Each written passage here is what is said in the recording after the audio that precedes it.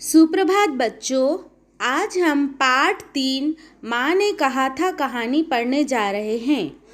यह उस समय की घटना है जब आजकल की तरह यातायात के साधन नहीं थे। रेल, मोटर, हवाई जहाज़ नहीं थे। अच्छी सड़कें भी नहीं थी। यात्रा करने में बड़ी कठिनाइयाँ होती थी।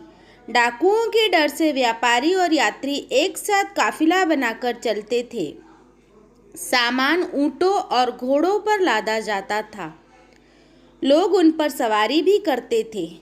एक बार एक लंबा काफिला एक नगर से दूसरे नगर की ओर जा रहा था।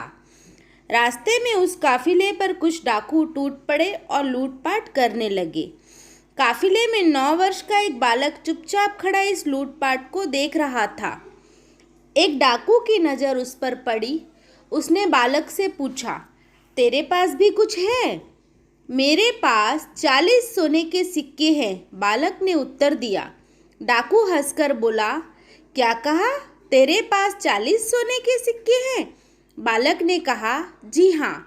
डाकू बालक का हाथ पकड़कर सरदार के पास ले गया और उनसे बोला, यह लड़का बताता है कि इसके पास 40 सोने के सिक्के हैं।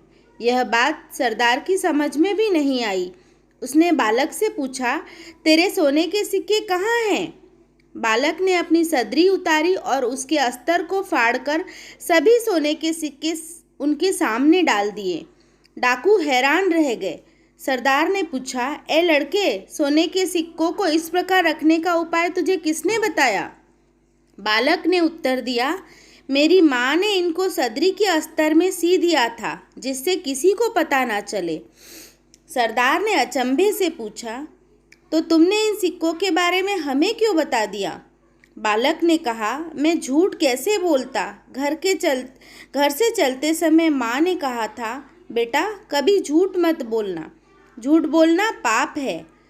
सरदार के दिल पर बालक की इस बात का बहुत अधिक प्रभाव पड़ा। वह अपने साथियों